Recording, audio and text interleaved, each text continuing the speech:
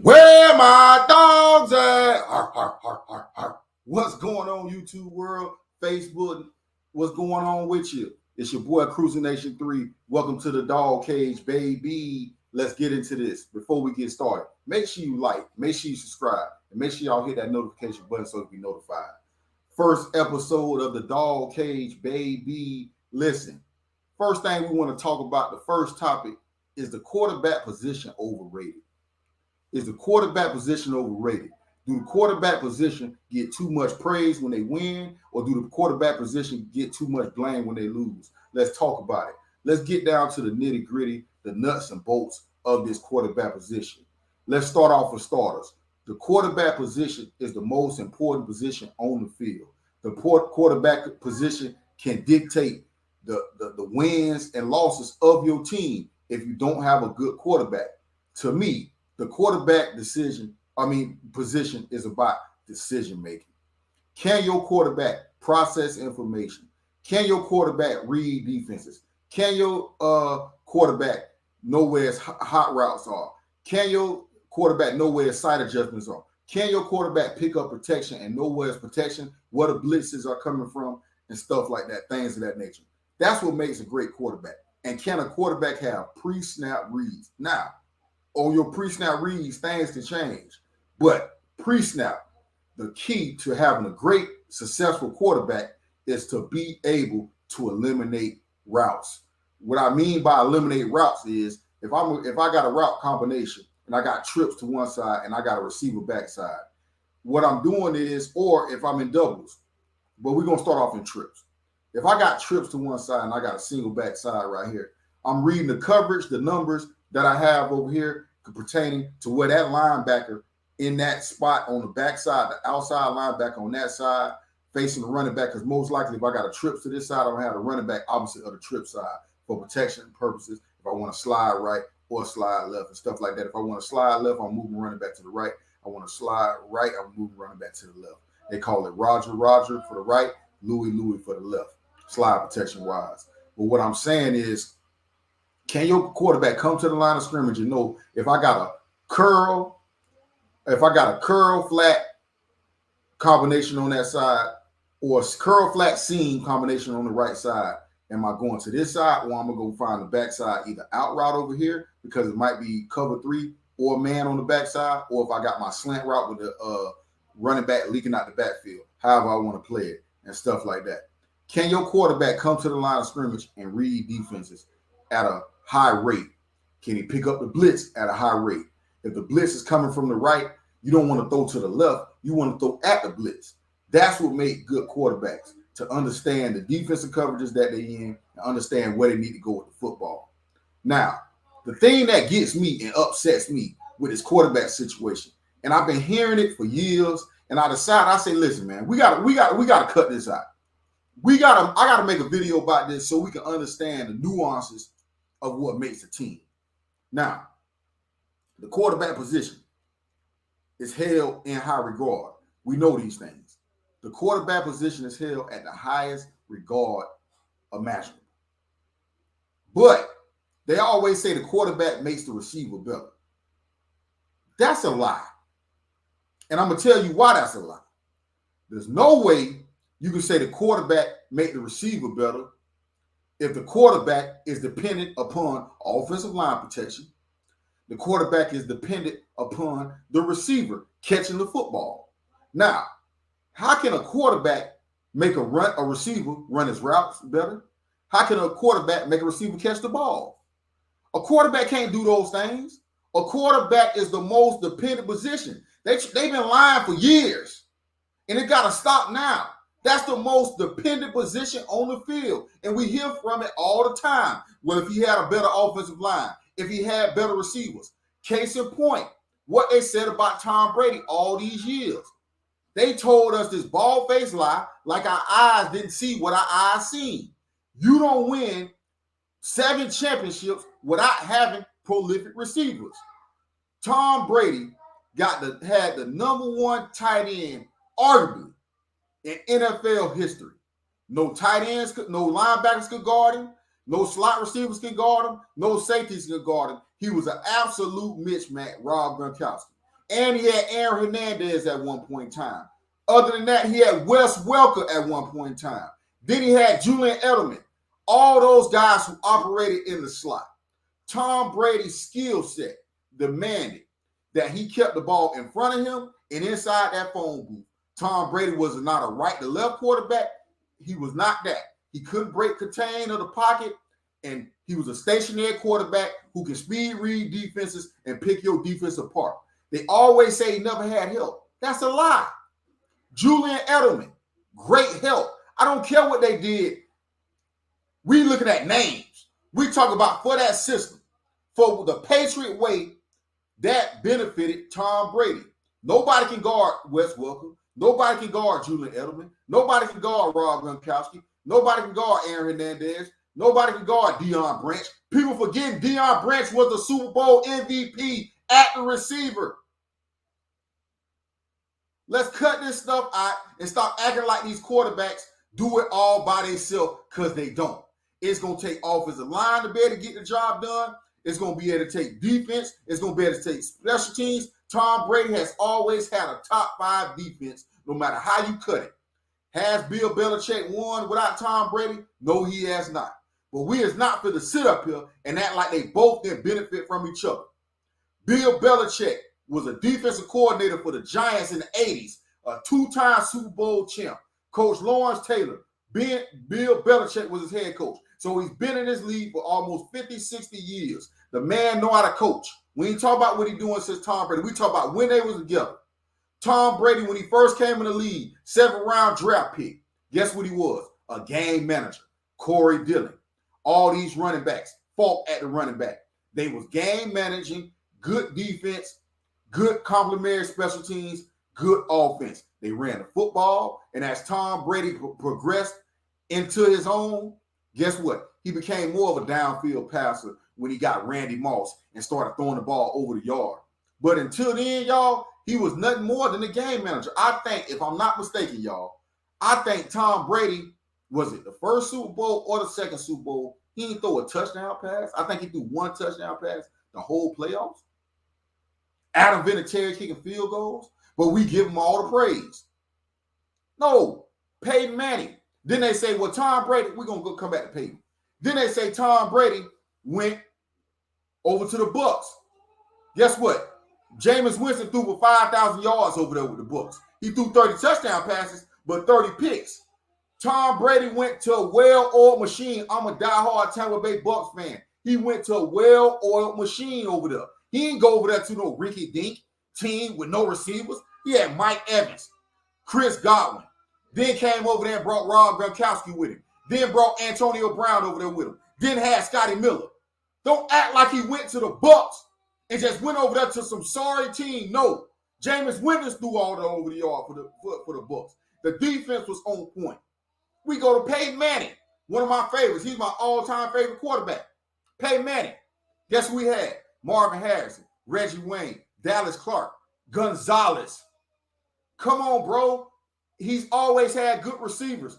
If a receiver don't catch the ball, case in point, the other day, Lamar Jackson lost to the Steelers.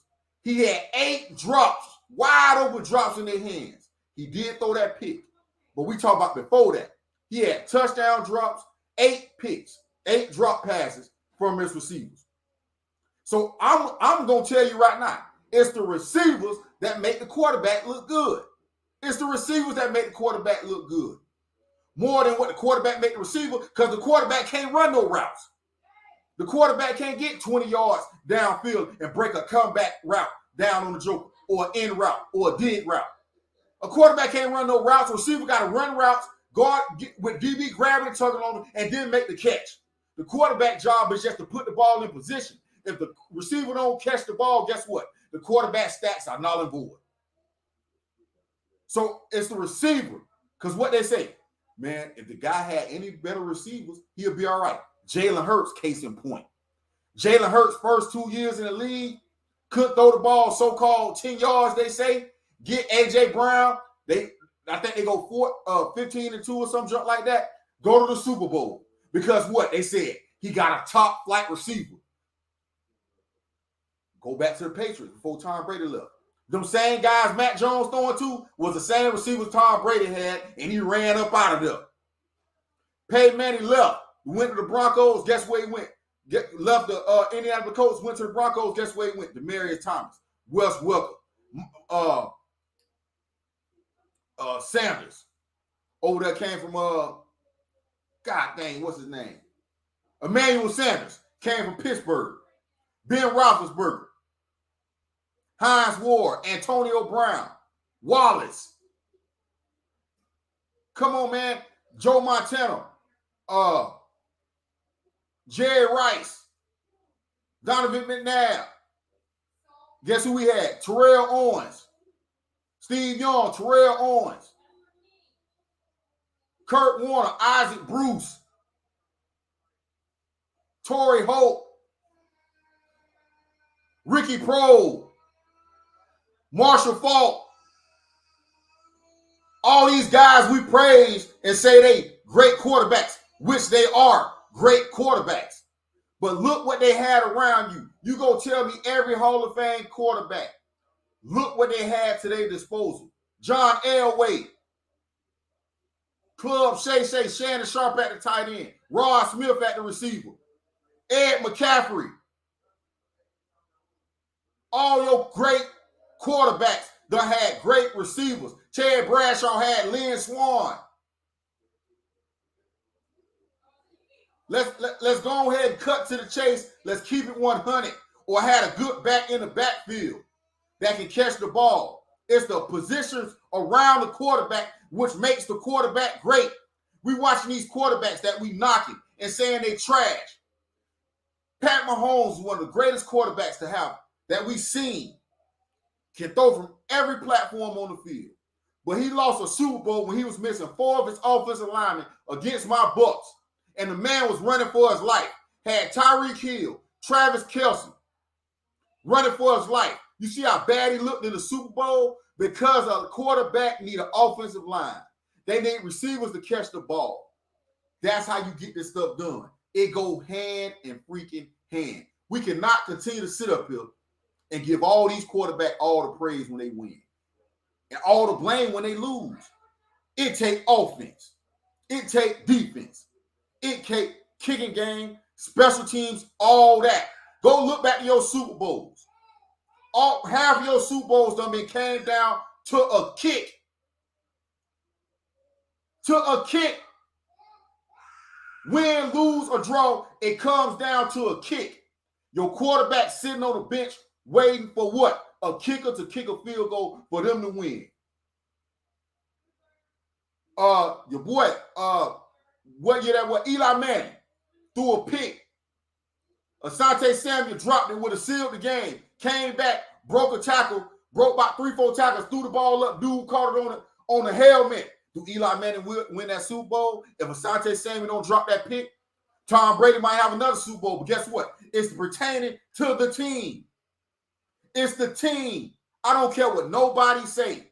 I'm sick of all these athletes. I'm sick of everybody on YouTube. I'm sick of people who don't play the sport, football, basketball, no matter what it is. We want to give one guy all the credit. And especially if you like him, you give him all the credit. If you don't like a guy, you give him all the blame. You don't keep it the same. You cannot expect an athlete, one man, I don't care what you play, unless you're playing tennis, unless you're playing golf, by yourself, that's the only time it's going to be all on you. You and your demons. Every other sport, it takes a team. Just like the other night, Zach Wilson got the win. 2 wins in a row. Guess what? His defense played good. His run game played good. I heard Shannon Sharp get on there and give another quarterback praise for doing the same thing Zach Wilson did. But then he say, well, Zach Wilson defense. Give him that same credit then. Lamar Jackson lost the game the other night because the receivers dropped 8 balls. His receivers dropped 8 balls, wide open balls, and they lost to the Steelers. Did he throw that pick? I'm going to say it again. He threw that pick at the end, but we talk about what led up to that. It shouldn't even came to that. But guess what? Lamar Jackson get the loss. He get the loss. But guess what? If the receivers don't catch the ball, guess what? Your quarterback ain't nothing. All the quarterback got to do is throw the ball. The quarterback can't run routes. It's the biggest myth. It's the biggest lie that a quarterback makes a receiver. The receiver makes the quarterback. Are we serious? Because a quarterback can't run routes. The receiver got to run the routes. The receiver got to beat press coverage. The receiver got a DB draped on top of his back and still got to catch the ball. The only thing the quarterback got to do is throw the ball and be able to put the ball in position. The thing about a quarterback, what makes quarterbacks great, y'all, and I'm going to say it again, quarterbacks, y'all, is the key to the team's success. They are the most important position, but they don't make the receivers better. They don't make the O-line better. The line got to block for the quarterback, y'all. Let's go back. Let's be real. Let's cut the bull crap. Let's cut to the chase. You take your favorite quarterback, and I hear fans all the time, man, if the line would have blocked better, if the receivers would have caught the ball, my quarterback would have been all right. Then how the quarterback making everybody else better? If the quarterback ain't got no line to block for him, guess what? He's just another guy. We seen Tom Brady, the so-called GOAT, in 2 Super Bowls when he ain't had no time. He was an average quarterback, throwing the ball in the 5th goddamn row because he was running for his goddamn life and he ain't had time to throw. Peyton Manning, Tom Brady, Joe Montana, Pat Mahomes, all of them lost Super Bowl except for Joe Montana. I take that back. All of them lost Super Bowl because they ain't had time. Trent Dilfer won a Super Bowl with the best defense, one of the best defense ever, the 2000 Ravens. But guess what? Trent Dilfer still had, though? Old club Shay. He still had Shannon Sharp to throw the ball to. He still had 2,000-yard rusher Jamal Lewis to run the ball. He still had Ray Lewis, Ed Reed, all these guys over there.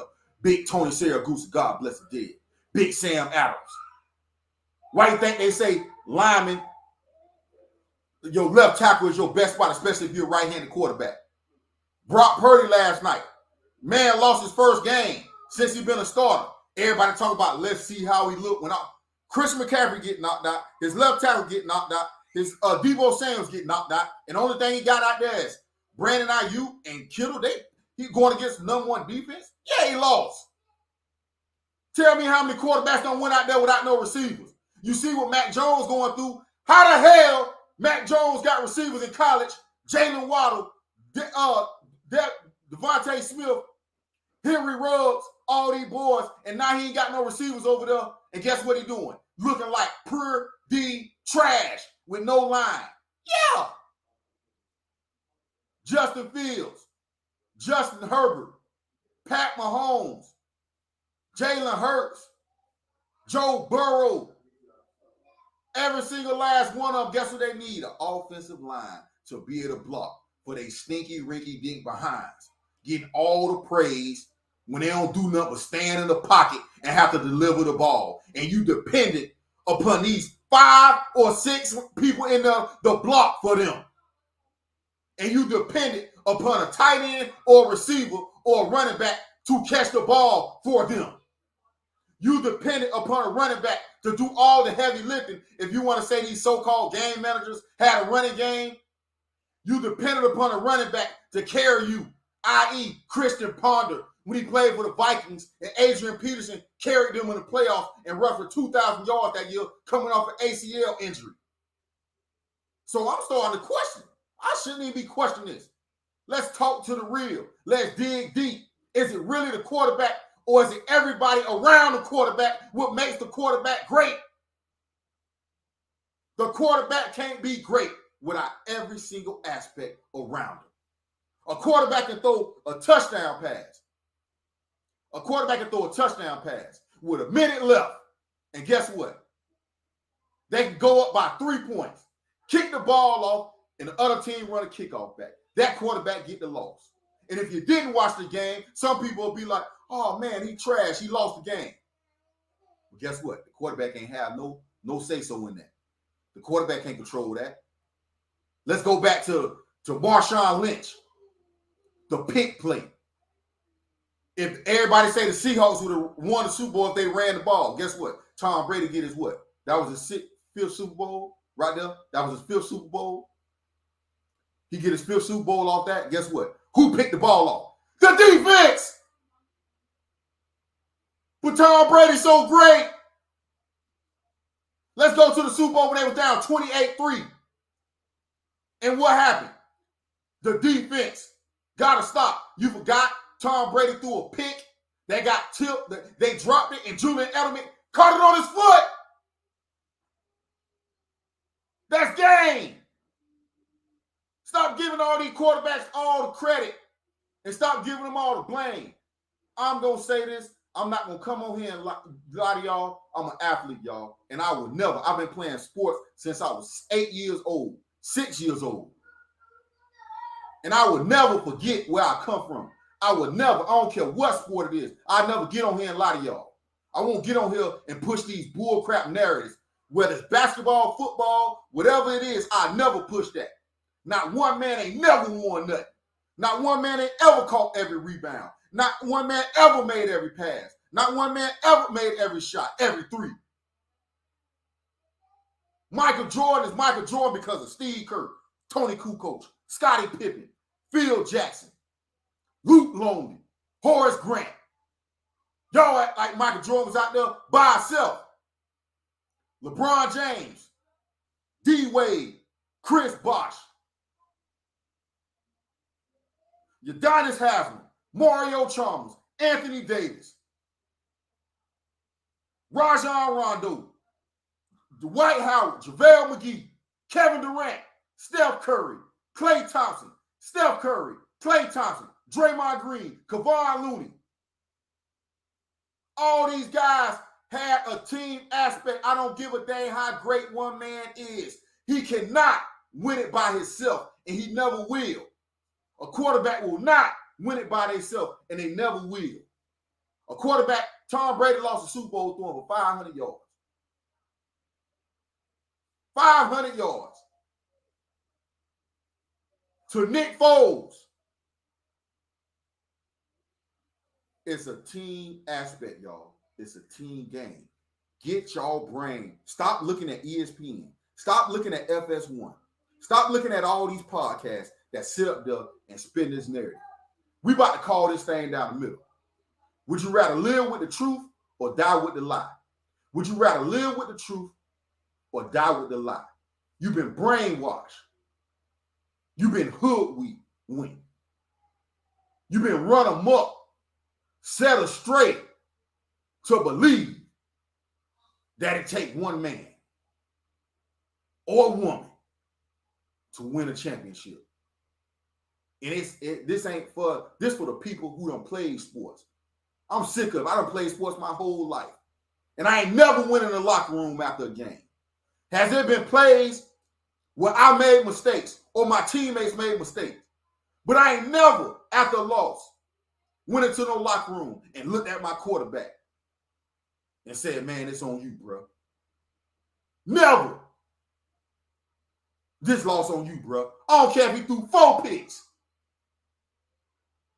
Because I seen quarterbacks throw 4 picks and their team still win. Y'all forgot my goddamn Trevor Lawrence last year in the playoffs? And what? Guess what? I get the ball. I go down and score. Guess what? The defense got to get a stop. If I'm down 28-0, guess what? My defense got to still get a stop to give me the ball back. So if I'm down 28-0, like the other night, let's go to Shador, Colorado. They up 29-0 at the half. Guess what? Stanford had to get some stops. Guess what? So that Stanford offense can score. Stanford had to get another stop. So what? So that offense can score. It worked hand in freaking hand. Hand in hand. It ain't 2 people. It ain't 3 people. It ain't 4 people. If you're playing basketball, guess what? It's 15 people. If you're playing football, if you're in college, guess what? It's 100 people. If you're in the pros, it's 52 plus the coaches, coach the assistants. Why do you think all these coaches get fired? For no reason. These coaches get fired for no reason. It's the players. You think a coach called a play in and be like, throw the pick over there. A coach's job is to call a play. And the athletes The players who get all the praise, make all this money, are supposed to process the information, study film, know the defensive tendencies, not be looking right there at three people right there and still try to fit the ball in there. Coaches get fired, lose their jobs. Or if you're in basketball, a joker come down there and pull up a 35-foot three-pointer with 20-something seconds on the shot clock. 9 minutes left to go in the fourth quarter, you're up 10. You don't slow the ball down. You come take an ill-advised shot. Now they out running. Boom, they get a 3-ball. Come back, they get a stop. Boom, another 3-ball. Now we down to what? 4-point game. That quick. It's never one man, y'all. It's never one man. Can one man help elevate a team? But guess what? The same way people say one man can elevate a team, it's the people around that one man that elevate a team. You know what people always say about LeBron James, why he's so great? LeBron James not a prolific shooter. Never been a prolific shooter. Never. Still to this day. Shot 20-some% from three last year. 29 or some junk like that. He's never been a prolific shooter. So what people say LeBron need around him? Shooters. LeBron is a bulldozer. He's a bulldozer. He's one of the greatest drivers of the ball that we've ever seen. But what makes him great? That means you can't crowd the paint if he got shooters around him. So he can penetrate and kick. But based on him penetrating and kicking, what do the guys got to do? How do we get an assist? The guys around him got to make the shots. It's the role players who make the stars, not the stars make the role players. Show me a team, NFL or basketball, where you ain't have good role players. I'm challenging everybody, all the greats. Shaq, I hear him say the others all the time. All these people, Ryan Clark, Stephen A. Smith, Shannon Sharp. We want to give all these quarterbacks all this praise, man. Yeah, they elevate the team. They can make the team better with their decision-making. It's about decision-making will make them great, but they don't run the routes. They don't catch the ball. So they're dependent upon somebody else. Jameis Winston, just the year before that, had the Tampa Bay Buccaneers. Guess what he did? Threw 30 picks, 30 touchdowns, threw 5,000 yards. But guess what? They was not a playoff team. Tom Brady come over there the next year, and what they do? They go to the Super Bowl. Same team. The only difference was the decision-making. And if you want to, let's get nasty with it. Do y'all forget the NFC Championship game when Tom Brady threw 3 picks and we still won? Let's cut this mess out, man. We got to stop this stuff, man. We're going to start calling this stuff down the middle. If we're going to talk sports, we're going to call this stuff down the middle. We got to do what we got to say, man. We really got to do what we got to say, man. We really got to tune in to what's going on, man, in these sporting events. Because I don't think it's fair. I don't think it's fair to these quarterbacks, man. And I don't think it's fair to the players around them.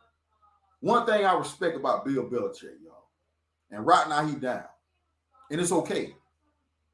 But one thing I respect about him, and he got a knock for it, and Tom Brady just had resentment towards him because Bill Belichick treated Tom Brady like the 52nd man on the roster. He cursed Tom Brady when Tom Brady made a mistake. And Tom Brady wanted to be treated because in sports, especially football, basketball too, your stars get put on the pedestal. They can't do no wrong. You can't tell them nothing. They the biggest babies in the world. The minions below them get yelled and cussed at. While you got a baby, the stars, the ones making all the money. They're supposed to be the most thick skin. So you'll see a star missing his block, but you won't say nothing to him, but you'll say something to the guy under him. Because you ain't got the gall or the nuts. You don't want to piss him off. You don't want to leave your team. And that's what I respect by Bill Belichick. He treated Tom Brady like every single person on that doggone team. Chad Ochocinco said when he first went to the Patriots, he didn't know. He said the first thing Bill Belichick did was cuss Tom Brady out when he messed up on the play. And that's what you need for this coach. I'm tired of babying these quarterbacks, making them feel good. When I was in school and stuff, they're like, you never cuss a quarterback in front of the team. You never cuss a quarterback out in front of the team. Why? You cuss the receiver out. You cuss the DB out. Your dog cuss the lineman out. But this big 6'4" turkey making $300 million can't get his feelings hurt when he throw a goddamn ball in the dirt, or he make the wrong read, and then we on national TV and the receiver get all the blame. You throw a high ball across the goddamn middle of the field, and yeah, it might hit the receiver hand and touch it, you still got to catch it. My ribs extended. Hey, no, man, we stopping this right now, man. 2023 I ain't heard nobody say this stuff, man. We need to get more people on board. It's ex-athletes. I mean, it disgusts me. I heard it today. It disgusts me, like in my bones. I've been hearing this for years. The quarterback makes the receiver. I never understood that.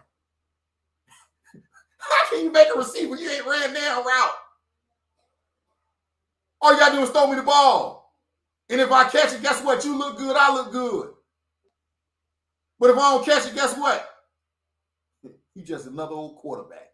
If the line don't block, guess what? You just another old quarterback. And we got these analysts on ESPN, Fox FS1, pushing these narratives.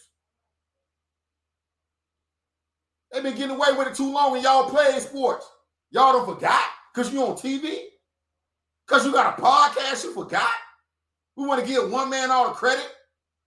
You couldn't have played no sports. When they hold that Lombardi trophy up, it's a team out there. Hey, let's cut this thing down the middle, man. We got to be 100, man. We got to be 100 down the middle with this thing. We got to call it down the middle, man, how we do this stuff. It's a team game first, y'all. Unless you're playing tennis, golf. And there might be some other stuff out there. Even soccer, baseball, basketball, football. We're going to say one man? How? It's impossible. You give them all the credit when they win. And half the time, let's be honest. We don't even give them blame when they lose. If you a star, if you the guy everybody like, if you Tom Brady, if he win, it was him because we win. But if we lose, it's the people around him. NBA, same jump.